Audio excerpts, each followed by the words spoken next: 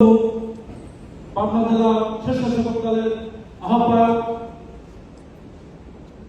ইয়ামিন খান, উপস্থিত আছেন বাংলাদেশ জাতীয়তাবাদী স্বেচ্ছাসেবক দল, আমাদের সবার প্রিয় নেতা, গোপালগঞ্জের কৃতি সন্তান, বারবার কারা নির্যাতিত সাবেক ছাত্র নেতা, আমাদের সবার প্রিয় এবং বাংলাদেশ জাতীয়তাবাদী স্বেচ্ছাসেবক দল কেন্দ্রীয় সংসদের সভাপতি HM জিলানী, উপস্থিত আছেন আমার প্রিয় বন্ধু, যার সাথে দীর্ঘদিন আমি ছাত্র রাজনীতি করেছি এবং এখন স্বেচ্ছাসেবক দল করারও সৌভাগ্য হয়েছে, সেই আপনাদের উত্তরবঙ্গের প্রিয় নেতা, আমাদের সবার প্রিয় ব্যক্তিত্ব, বাংলাদেশ জাতীয়তাবাদী স্বেচ্ছাসেবক দল কেন্দ্রীয় সংসদের সাংগঠনিক সম্পাদক নাজমুল হাসান, উপস্থিত আছেন আপনাদের এই পাবনার আর এক কৃতি সন্তান, আমাদের সহযোদ্ধা, যাকে আমরা আন্দোলন সংগ্রামের সময় সবসময় কাছে পেয়েছি, আপনাদের প্রিয় ভাই, জাতীয়তাবাদী স্বেচ্ছাসেবক দল কেন্দ্রীয় সংসদের সহ সাংগঠনিক সম্পাদক কামরুজ্জামান, উপস্থিত আছেন আপনাদের আরো প্রিয় নেতা, যাকে আন্দোলন সংগ্রামের সময় সবসময় আমি ফোন দিয়ে বিভিন্ন ব্যাপারে চাপ দিয়েছি, আপনাদের জেলা জাতীয়তাবাদী স্বেচ্ছাসেবক দলের পাবনা জেলার সদস্য সচিব কমর শেখ টিটু, প্রিয় সহযোদ্ধা ভাইয়েরা, আর উপস্থিত আছেন পাবনা জেলার যুগ্ম আহ্বায়কবৃন্দ, সদস্যবৃন্দ, বিভিন্ন উপজেলার আহ্বায়ক সদস্য বৃন্দ, ইউনিয়নের আহ্বায়ক সদস্যবৃন্দ এবং বিভিন্ন যুগ্ম আহ্বায়কবৃন্দ, সবাইকে জানাচ্ছি আমার ব্যক্তিগত পক্ষ থেকে, বাংলাদেশ জাতীয়তাবাদী স্বেচ্ছাসেবক দল কেন্দ্রীয় সংসদের পক্ষ থেকে রক্তিম শুভেচ্ছা। প্রিয় সহযোদ্ধা ভাইয়েরা, আমি একটা দিক লক্ষ্য করেছি, আপনারা ইদানিং খুব নিয়ম শৃঙ্খলা ভঙ্গ করেছে।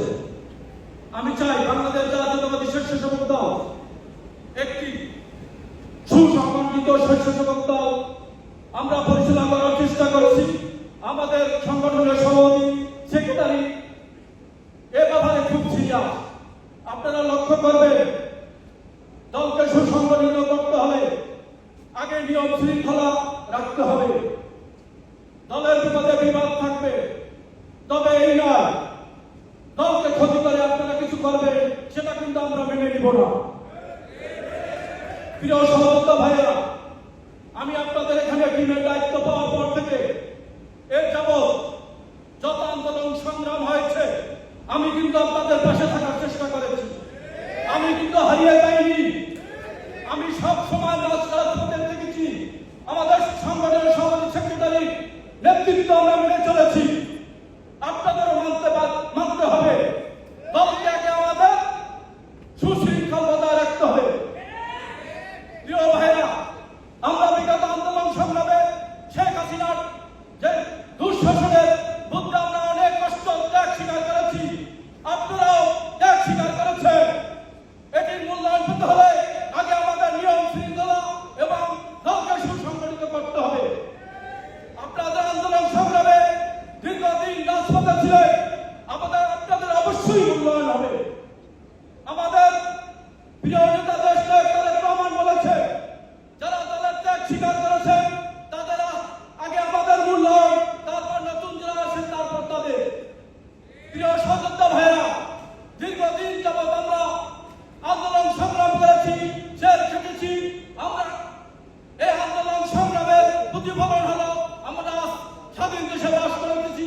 উনি শেখ হাসিনা দেশ থেকে পালিয়েছে, আমরা কিন্তু পালিয়ে যাইনি।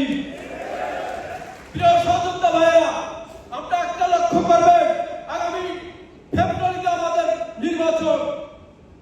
ইতিমধ্যে নির্বাচন কমিশনার নির্বাচনের ডেট রোডম্যাপ ঘোষণা দিয়েছে।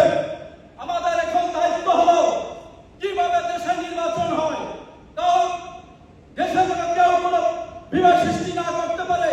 নির্বাচন কিভাবে আমরা পরিচালনা করব, কিভাবে আমরা ধানের শীষে ভোট দেওয়ার জন্য সবাইকে আশ্বস্ত করব, তাদেরকে আমরা প্রতি